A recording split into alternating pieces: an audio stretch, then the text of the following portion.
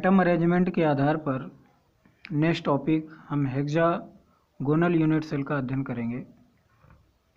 Hexagonal unit cell में हम देख रहे हैं इसमें 6 लैटिस पॉइंट ऊपर और 6 लैटिस पॉइंट नीचे। इन सभी लैटिस पॉइंट को एक दूसरे से मैच कराया गया। मैच कराने पर देख रहे हैं कि एक बॉक्स का निर्धारण हो रहा है। देखिए यहाँ पर 6 कॉर्नर ऊपर और 6 कॉर्नर नीचे उपस्थित हैं। ये 6 कॉर्नर लैटिस पॉइंट कहलाते हैं। ये लैटिस पॉइंट एक एटम है। हमें यहाँ पर ये देखना है कि नंबर ऑफ एटम इसमें कितने हैं। इस यूनिट सेल में एटम कितने यूज हो रहे हैं। सबसे पहले इसे हम 3 भागों में विभाजित कर लेते हैं, अर्थात परमाणु कहाँ कहाँ उपस्थित हैं। यहाँ पे देखिए 3 स्थानों पर एटम का उपयोग हो रहा है। फर्स्ट कॉर्नर है, सेकंड बॉडी है, थर्ड है फेस।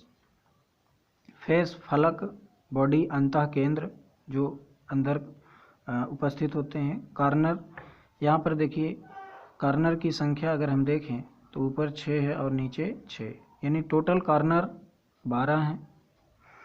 12 में हम देख रहे हैं कि यहाँ पे देखिए इस लैटिस पॉइंट का कितना भाग यूज हो रहा है।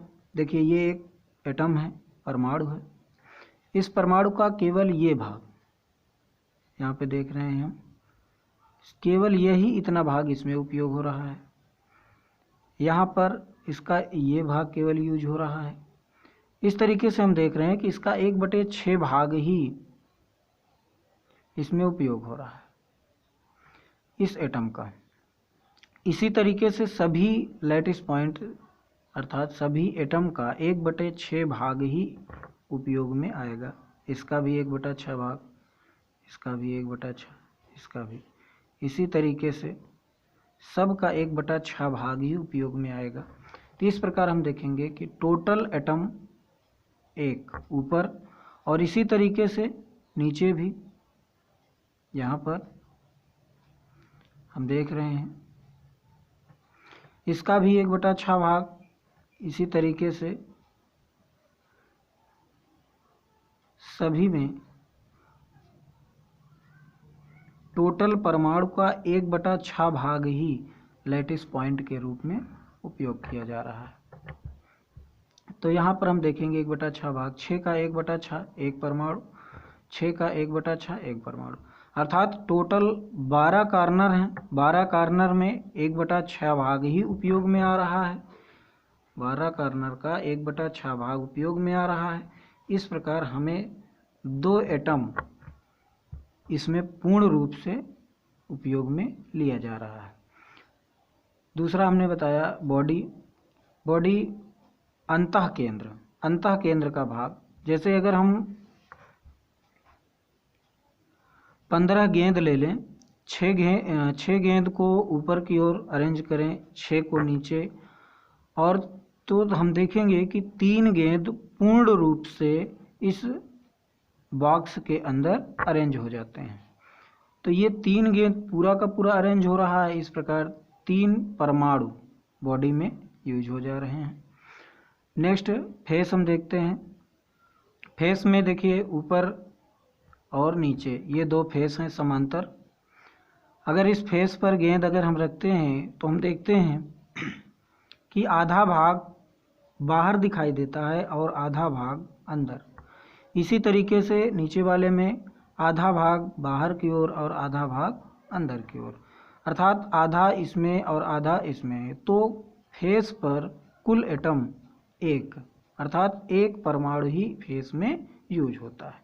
इस प्रकार कुल एटम अगर हम देखें नंबर ऑफ एटम तो 3, 2, 5, 1, 6, कुल एटम 6 हैं। इसी स्ट्रक्चर के आधार पर हम डिफिनीशन बनाते हैं। देखिए वह त्रिविमीय जालक जिसमें अवयवी कण क्या है? अणु, परमाणु,